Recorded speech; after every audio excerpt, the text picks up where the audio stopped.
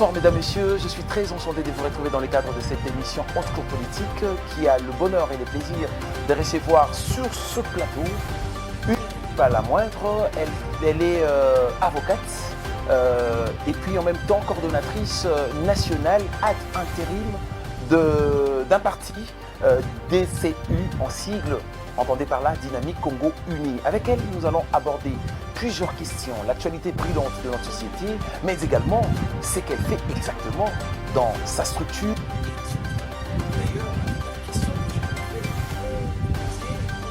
Dire d'abord bonsoir madame. Alors madame, je voudrais d'abord savoir, parce que là c'est l'émission Haute Cour Politique, nous cherchons toujours à ce que les téléspectateurs s'imprègnent de nos invités et connaissent ce qu'ils sont exactement. Parce qu'ici, nous ne recevons pas tout le monde. Nous recevons des gens dont la qualité, la pertinence des propos peuvent permettre aux téléspectateurs de se faire un jugement sur comment est-ce que les pays marchent et comprendre les enjeux. Alors, nous vous recevons parce que vous êtes non seulement avocate, vous allez nous parler de motivations qui ont prévalu pour que vous fassiez ce métier, mais également, vous êtes coordonnatrice nationale de la Ligue des jeunes. Je parle, je dis pas provinciale, mais nationale de la Ligue des femmes. Alors dites-nous, comment vous arrivez à gérer d'abord les deux? Avocate, coordonnatrice nationale de la Ligue des femmes. Monsieur Patrick, il n'y a pas d'incompatibilité pour gérer ma casquette d'avocate et de coordonnatrice nationale ad intérim de la Ligue des femmes. D'autant plus que je suis déjà une femme et si je peux me qualifier de leader, parce que j'encadre des femmes dans la structure que j'anime, DCI, à la DCU, à la Ligue des femmes. Et donc, j'arrive toujours à savoir comment mélanger entre le côté professionnel, c'est-à-dire ma casquette d'avocate, et le volet politique, mon engagement au sein de la DCU et ma responsabilité en tant que coordonnatrice AI nationale de la Ligue des femmes. Alors généralement les gens se disent, très souvent même dans nos quartiers, on a tendance à dire, cette dame-là elle fait quoi, elle est avocate. Ah, les avocates sont dures, elles sont rigoureuses. Est-ce que c'est peut-être parce que vous avez été dure et rigoureuse déjà dans votre famille que vous avez cherché à être avocate, ou bien quelqu'un vous a endoctriné ou vous avez voulu suivre le chemin de quelqu'un? Dites-nous un peu, qu'est-ce qui vous a motivé à devenir avocate? Alors, je me suis retrouvée avocate où j'ai fait le droit c'était pas mon premier choix d'abord. Okay. Mon premier choix, c'était la médecine. Ah bon? Je suis passionnée de médecine. Okay. Et jusqu'à ce jour, je me dis, bon, peut-être, pourquoi pas, je finirai par faire la médecine. Et donc, comme je disais, mon premier choix, c'était la médecine. Mais je voulais faire plaisir à mon père, au fait. Ah, d'accord. Je me suis dit, comme j'avais déjà un grand frère qui faisait la médecine, je me suis dit, mais qu'est-ce que je peux faire pour faire plaisir à mon père? Mais c'est vrai que quand je grandissais à l'école, les amis me disaient que je parlais bien et que j'ai défendu mes principes. Je me suis dit, mais pourquoi pas faire le droit?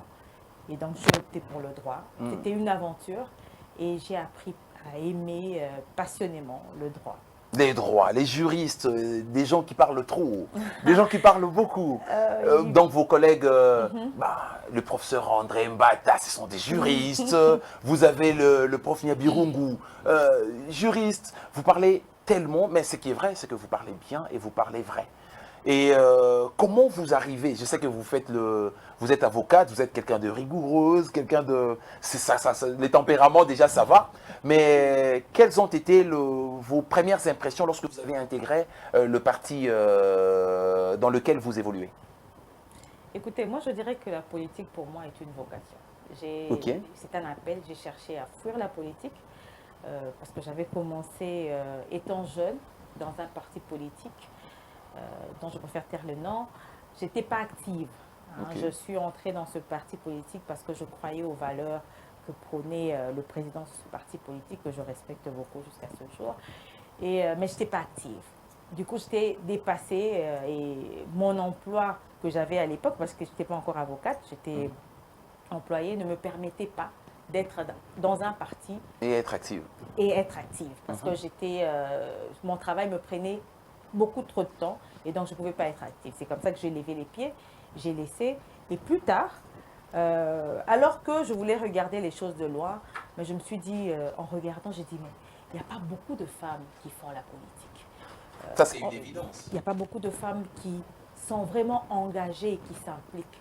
Pourquoi on va continuer à laisser les choses aux hommes, avec une minorité des femmes? Je me suis dit, cette fois-ci, je vais m'engager. Et j'étais en train de regarder, mais je suivais déjà le président Chimanga, Didier Chimanga. Je suivais ses interventions, j'appréciais la pertinence de ses interventions. Mais bon, je n'avais jamais su qu'il avait un parti politique. C'est plus tard qu'un camarade qui est président interfédéral de la ville de Kinshasa, de la DCU, le camarade Patrick Amissi, que je salue en passant, qui est venu me parler de la DCU.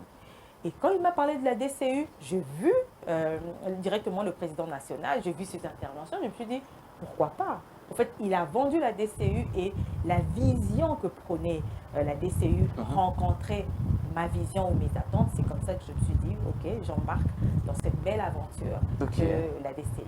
Et les combats politiques est un combat solidaire, est un combat rude. Mais déjà, qu'est-ce que vous faites exactement au sein de cette structure qui est chapeautée par le président Vidi Chimanga, qui est le conseiller spécial du chef de l'État? Il faut le rappeler, vous êtes au pouvoir. Et donc, qu'est-ce que vous faites exactement? Vous êtes coordonnatrice de la nationale de la Ligue de femmes. Qu'est-ce que vous faites exactement avec les femmes de cette structure-là? Écoutez, nous sommes dans une phase de conscientisation des femmes. Comme je venais de le dire tout à l'heure, il n'y a pas suffisamment de femmes qui sont impliquées, engagées en politique. Souvent, les femmes sont manipulées, utilisées pour faire les remplissages. Mais justement, et surtout que les élections pointent à l'horizon, elles seront là. Exactement, et on veut changer les choses. Vous savez, malheureusement, la femme politique est caricaturée, il y a des stéréotypes. Et moi, personnellement, je suis en train de prôner la femme politique vertueuse et il faut que ça commence quelque part. Et j'ai commencé au sein de la Ligue des femmes, avec les femmes qui sont dans la Ligue des femmes. Et elles aussi, à leur tour, font de même auprès d'autres femmes afin de pouvoir conscientiser les femmes que si nous restons bras croisés, les choses ne changeront pas. Le quota, nous sommes tout le temps en train de crier, les quotas des femmes, pour que ça change, il faut que nous nous impliquions. Et pour que nous nous impliquions, il faut qu'on commence quelque part. Okay. Alors, quelle est votre lecture par rapport à ces gouvernements? C'est vrai, comparativement à ce qui se passe dans d'autres pays, par exemple le Rwanda, où on observe qu'il y a plus de 60% des femmes qui détiennent des postes de responsabilité. Chez nous, il y a quand même, on tend à atteindre les 30%, voire même plus de 30%, dans le gouvernement des Warriors. Comment jugez-vous les combats ou l'efficacité des actions des femmes qui sont dans ce gouvernement? Écoutez, moi, je pense que les femmes qui sont dans ce gouvernement font du bon travail. Elles ont apporté et continuent d'apporter plusieurs innovations. Ce sont des femmes, quand on regarde la manière dont ces femmes gèrent leur ministère, il n'y a pas de différence entre la gestion. C'est pas voir ça, c'est une gestion féminine, ça c'est une gestion masculine. C'est une gestion solidaire d'un gouvernement qui a des objectifs à atteindre et il ne ménage aucun effort afin d'atteindre les objectifs qui se sont assignés. Ok, d'accord. Alors, nous savons que les femmes, lorsqu'elles entrent dans une société, ça permet à ce que ces sociétés se développent. Les développements, c'est aussi la contribution de femmes dans ce développement. Et l'intégration de femmes, c'est aussi lorsque les femmes suivent quand même un cursus. Vous avez été à l'université, vous êtes avocate actuellement et vous pouvez combattre politiquement et être active parce que vous avez une certaine conscience politique. Mais quelle est votre lecture par rapport à l'enseignement actuel? La gratuité, est-ce que vous êtes pour cette gratuité et la qualité de l'enseignement? Parce que c'est de la qualité de cet enseignement, c'est de la qualité de l'enseignement dispensé à cette jeune fille que dépend le développement qualitatif de notre pays demain. Moi, je suis totalement pour la gratuité. Vous savez, la gratuité, même s'il y a certains, je peux dire, il y a certains problèmes au niveau de la gratuité qui sont d'ailleurs en train d'être réglés. Et cette gratuité permet à un grand nombre, je ne parlerai pas seulement des filles, mais à un grand nombre d'enfants dont les parents n'avaient pas les moyens de les scolariser, de pouvoir espérer de pouvoir être scolarisés. Donc je ne peux qu'encourager la gratuité en demandant bien sûr au gouvernement de faire encore beaucoup plus d'efforts pour que la gratuité cesse de poser problème et pour que vraiment la gratuité soit effective sur toute l'étendue de la RDC. Si vous regardez bien, vous regardez votre parcours, vous verrez que dans les classes, les filles étaient majoritaires. Et même aujourd'hui, les filles sont toujours majoritaires. Mais il y a un problème à un moment donné lorsqu'il s'agit d'embrasser la carrière professionnelle. Les femmes ont beaucoup de difficultés. Elles n'ont pas les mêmes difficultés que les hommes. Vous savez, je me permets de le dire, il y a beaucoup de problèmes pour les femmes vis-à-vis du climat dans lequel nous évoluons. Hein, de la mentalité des hommes congolais. Et bon, ça se passe partout, mais je mets un accent au Congo parce que nous parlons du Congo, qui des fois font subir des grandes injustices aux femmes. Professionnellement, parce qu'elles attendent de ces femmes certaines faveurs que d'autres ne sont pas prêtes à donner et malheureusement d'autres finissent par céder. Et donc c'est cette difficulté-là qui fait aussi, je vais peut-être au-delà de votre question, qui fait aussi que beaucoup de femmes ont peur peut-être de s'engager en politique. Beaucoup de femmes ont peur de révéler leurs ambitions. Parce qu'elles se disent déjà que on vit des histoires ici et politiquement, ça serait comment? Exactement. Mais la politique, c'est pareil. En fait, ce sont les mêmes hommes qu'on retrouve dans les entreprises, qu'on retrouve ailleurs, qu'on retrouve aussi en politique. Parce que ces hommes ne sont pas, pour la plupart, avant de pouvoir devenir, je ne sais pas, ministre, mandataire et parlementaire, ce sont des hommes qui travaillent dans des sociétés. Et ce sont les mêmes personnes. Et donc moi, je me dis que c'est un faux problème. Il faut faire comprendre aux hommes, parce qu'il y a certains hommes qui ont compris le combat de la femme, que les femmes sont vraiment compétentes et qu'il faut les aider celles qui sont timides, celles qui ont peur, à pouvoir faire ressortir leurs ambitions et à pouvoir apporter une plus-value pour le pays. Et donc, moi, j'encourage les femmes et même les hommes à pouvoir laisser leurs femmes, à laisser leurs enfants venir en politique. Parce que c'est la politique qui change aussi une nation. Parce que les décisions se prennent au Parlement. C'est ça qui fait aussi qu'il y ait un changement. En restant, je n'appelle pas tout le monde non plus à venir en politique. Mais surtout, moi j'encourage surtout les femmes à venir en politique et à bannir les stéréotypes qui érigent certaines barrières. Effectivement. Vous comprendrez que Madame Magali, elle est coordonnatrice de la Ligue nationale de femmes de la DCU, Dynamique Congo Uni, gérée par le conseiller spécial du chef de l'État. Elle n'est pas morte, elle est là, elle fait son combat. Et donc, des préjugés qui vous empêchent de pouvoir évoluer dans la sphère politique, c'est pas grave, parce que le premier devoir d'un bon citoyen, c'est de participer aux affaires de l'État. Et nous la recevons ici parce qu'elle fait ses preuves, elle combat politiquement, elle s'engage activement, et donc c'est pourquoi nous vous recevons. Mais je voudrais aussi que vous donniez votre point de vue par rapport à ce budget. Vous suivez l'actualité.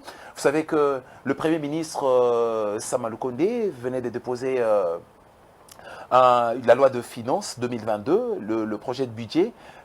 Déjà, ça fait polémique en termes de l'affectation de pourcentage au niveau du secteur de la défense.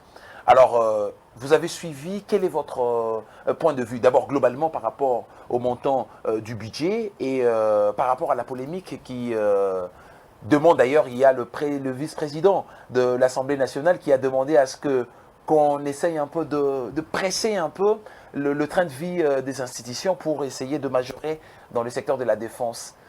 Qu'est-ce que vous en dites? Alors, je commence par la globalité. Sa globalité, le budget présente une augmentation non négligeable, une grande augmentation. Mais lorsque nous entrons en détail par rapport aux rubriques, comme vous venez de le soulever, les débats qui sont en train d'être animés ces derniers temps autour du faible pourcentage qui est alloué à la Ministre de défense. oui. C'est un débat qui a vraiment tout son sens.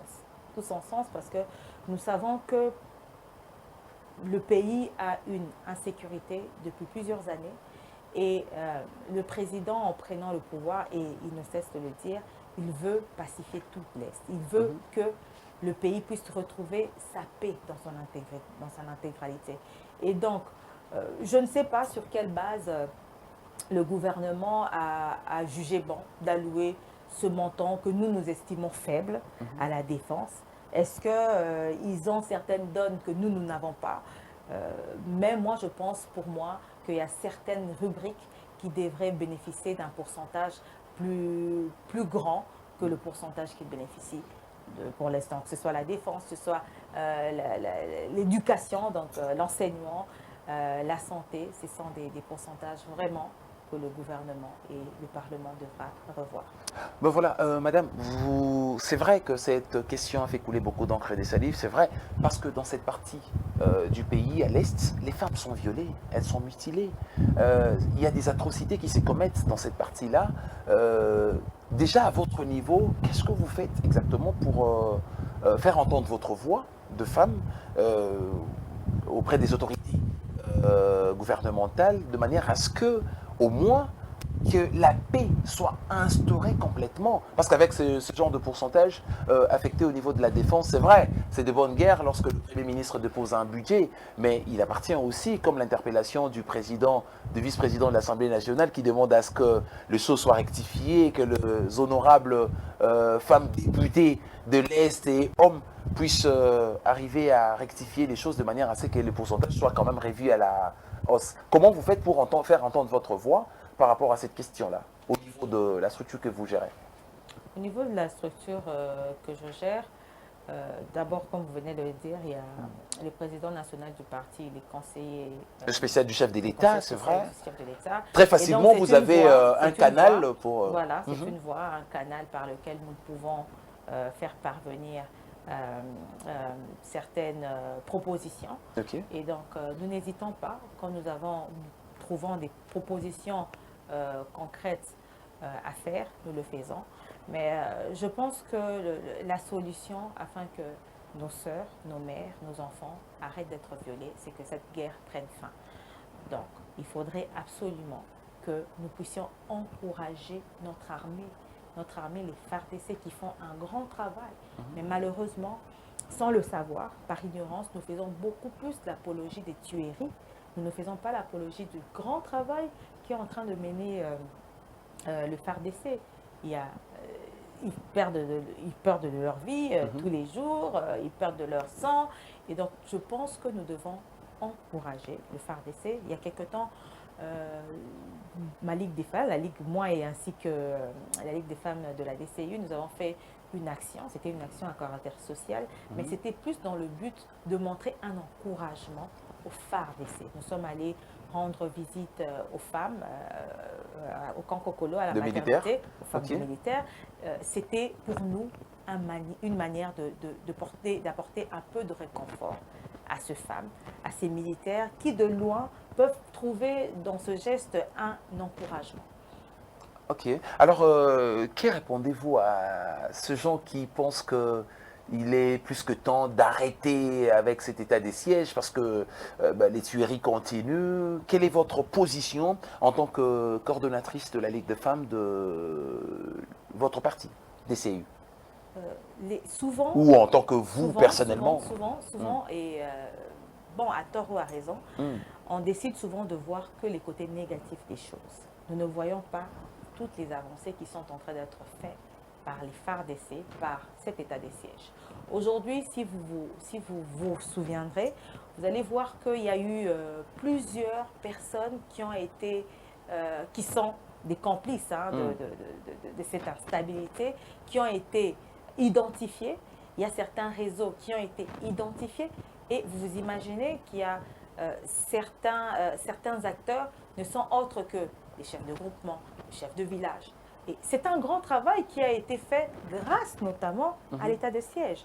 Et donc, moi j'appelle à regarder plus le bénéfice, bien qu'on n'en parle pas beaucoup, comme je dis, on fait beaucoup plus l'apologie de ce qui ne va pas, oublions de regarder ce qui va et de mettre sur une balance et de peser.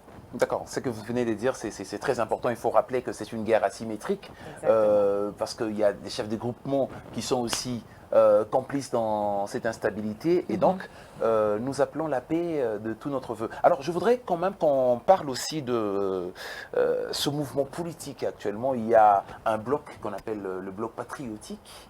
Il y a certaines marches qui pilulent. Déjà le 22, il y aura un sit-in pour du FCC, la MOUCA, KLCC, pour demander la dépolitisation de la CENI. Déjà, est-ce que vous arrivez à en parler au sein de votre structure et quelle est votre position par rapport à tout ce que vous voyez comme marche de la MOUCA, KLCC, par rapport à la dépolitisation de la CENI?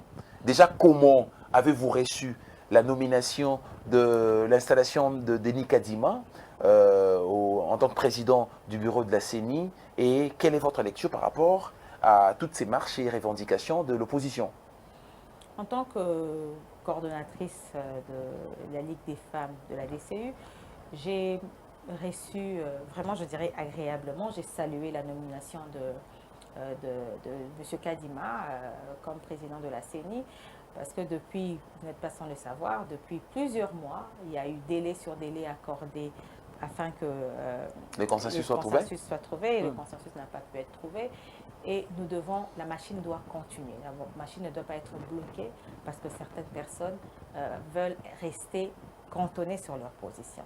Et donc, moi, ainsi que mon parti politique, nous avons salué la nomination de Denis Kadima. Ok. Et par rapport au mouvement de marche, de l'opposition, on a retrouvé Néhémie Moulania, on a retrouvé Chadari et les autres qui ont marché ensemble, mais l'absence de Martin Fayoulou et Mouzitou qui n'ont pas marché, mais quelle est votre lecture déjà par rapport à ces mouvements de marche? Écoutez, monsieur Kalinga, je ne sais pas trop commenter sur l'absence de monsieur Fayoulou et monsieur Mozito. Je ne sais pas pourquoi ils étaient absents. Mais moi, ce que j'apprécie, c'est cet exercice de la démocratie où des opposants... Vous appréciez l'exercice de la démocratie? J'apprécie énormément que des gens qui se disent opposants puissent faire des marches en toute liberté, sans qu'il y ait de bavure. Et donc, vraiment, je pense que notre pays est vraiment démocratique. Mais est-ce que vous estimez que ces marches sont motivées dans une certaine mesure? Est-ce que les revendications qui sont présentées par rapport à ce marche, qui soutiennent ces marches-là, sont vraiment acceptables de votre point de vue? Est-ce qu'il faudrait dépolitiser effectivement la CENI? Ils ont peut-être raison. Mais moi, j'ai du mal à trouver où est-ce que la CENI est politisée. Ben, pourquoi dit-on que la CENI on dit que l'actuel président de la CENI a des accointances avec le pouvoir en place. Mais on ne sait pas le prouver. C'est ça. Parce que c'est bien beau de dire des choses, mais il faut savoir prouver qu'effectivement, le nouveau président de la CENI a des accointances avec le régime en place.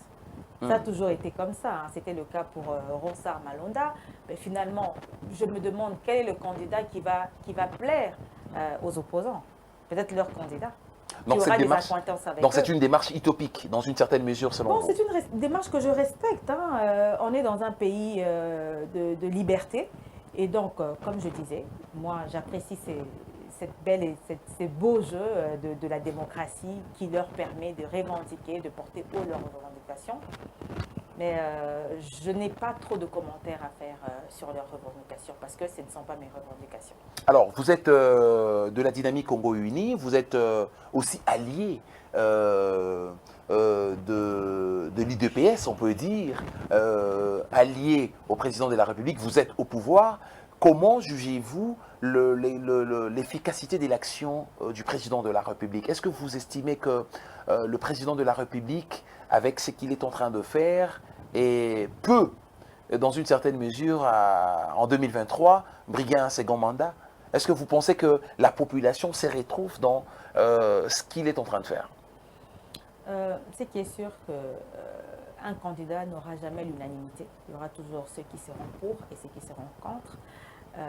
C'est comme je disais, ça dépend d'où on regarde les actions du chef de l'État et de quel côté on tourne nos regards. Est-ce qu'on tourne vers ce qui n'a pas marché ou on le tourne vers ce qui a marché et on met sur une balance, on essaye de voir est-ce qu'on peut donner une autre chance au président afin qu'il puisse continuer dans cet élan. Mais déjà parlant, en suivant votre chemin de réflexion, on trouve que si on prend ce qui a marché et ce qui n'a pas marché, on met dans la balance, et si la balance penche du côté de ce qui n'a pas marché, et que ça atteint un pourcentage élevé que ce qui a marché, vous ne trouvez pas que les élections étant une sanction, ça serait difficile peut-être pour le président s'il y a des choses qui n'ont pas marché, qu'il arrive à briguer un second mandat. Est-ce que vous estimez que la balance est quand même, dans une certaine mesure, penche du côté de ce qui a marché?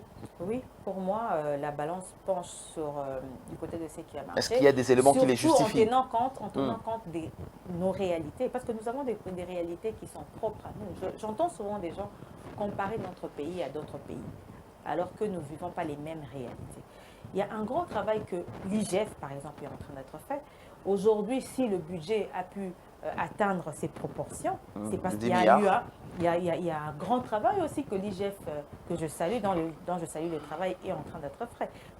Au fait, c'est aussi une preuve des efforts que le président est en train de fournir et que le gouvernement est en train de fournir.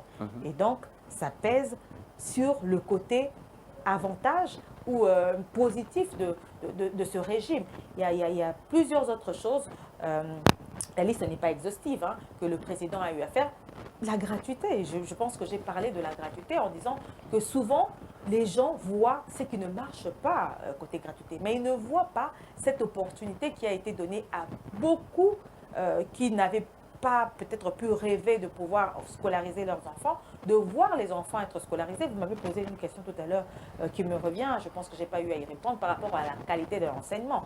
Aujourd'hui, je vous essaie de suivre le ministre, le ministre Moïndo, qui est en train de faire, de vouloir réformer. Il est en train de faire des réformes parce que il sait et nous savons qu'il y a des problèmes côté enseignement et qu'il faut qu'il y ait des réformes, des véritables réformes, afin que notre niveau, le niveau de l'enseignement puisse revenir comme il était dans le passé. Ok, d'accord. Ben, je rappelle pour ceux qui nous rejoignent en ce moment, nous recevons Madame Magali Dozy, qui est avocate et coordonnatrice de la Ligue nationale de la DCI Dynamique Congo-Uni, gérée par le président Vidi Echimanga, conseiller spécial du chef de l'État. Nous ne cessons de le rappeler. Alors, je voudrais que vous donniez, que vous puissiez placer un mot par rapport à cette affaire de Bukanga Lonzo qui a traîné devant la justice Matata Mpognou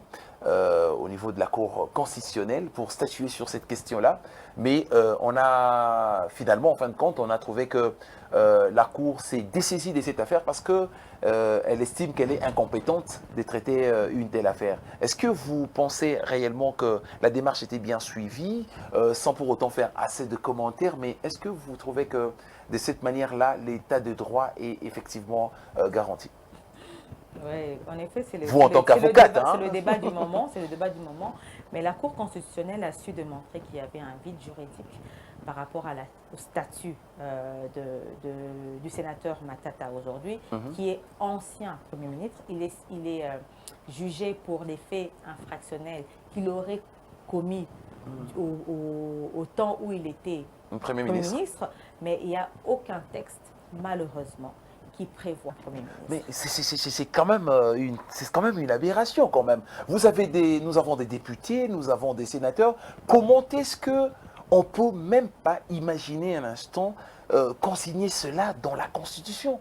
Réfléchir sur cette question-là. C'est donc qui va pousser, je l'espère, les parlements à pouvoir voter des lois ou faire en sorte qu'il y ait une juridiction qui puisse connaître des faits infractionnels commis par un ancien Premier ministre. Maintenant, ça pose des questions. Maintenant, l'affaire est renvoyée au niveau de la Cour de cassation. Est-ce que la Cour de cassation est compétente à juger ce fait-là?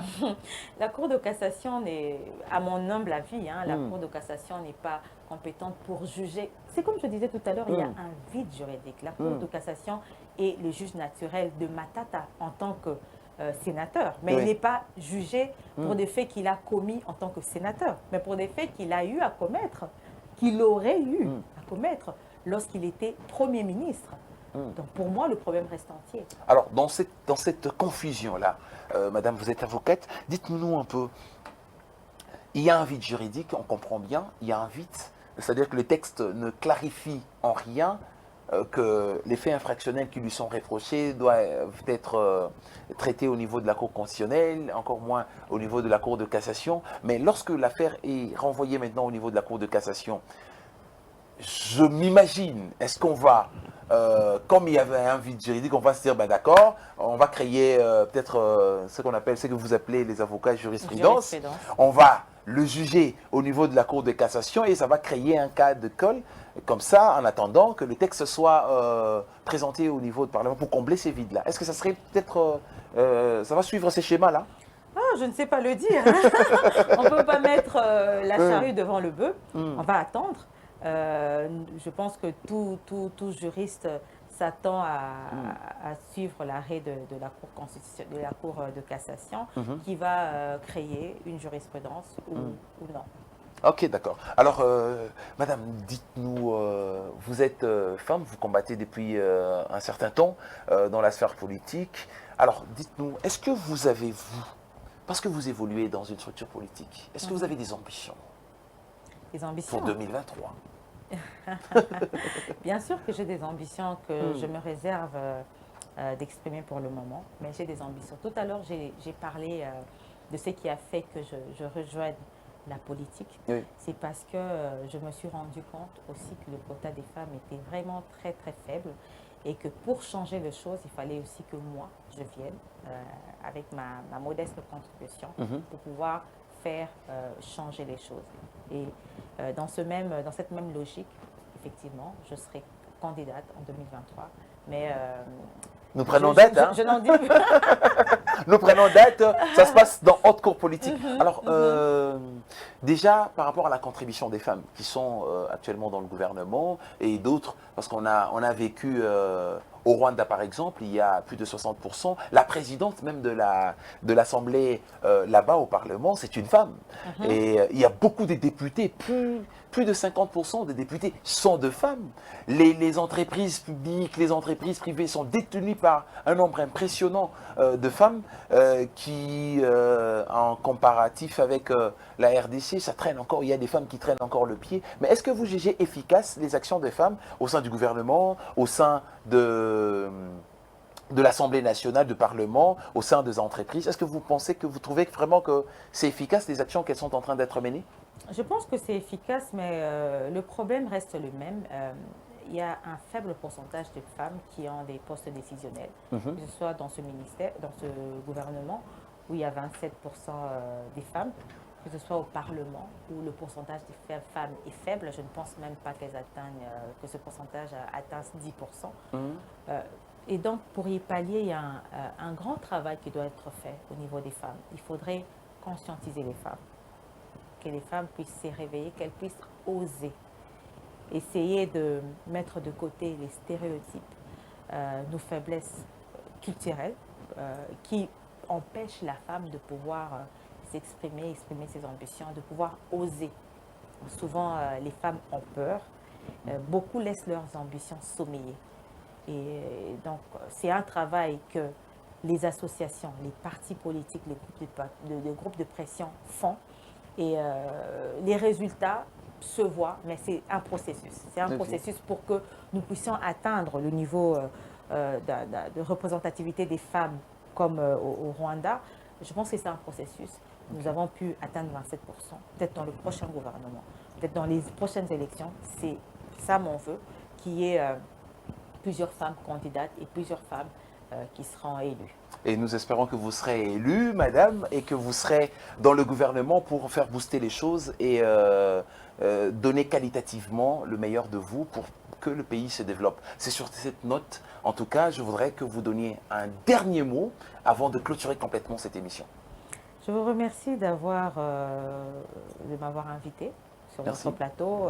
Une très belle émission, une très belle conception. Merci beaucoup. C'est une innovation. Et j'aimerais un peu parler de mon parti politique, de la Dynamique Congo Uni, le parti cher au conseil spécial du président de la République en matière stratégique, Didier Tshimanga Tshibanda, qui est un parti qui prône la libérale démocratie, qui est un système politique dans lequel libéralisme et démocratie s'accompagnent afin de pouvoir assurer les libertés individuelles privées, individuelles publiques.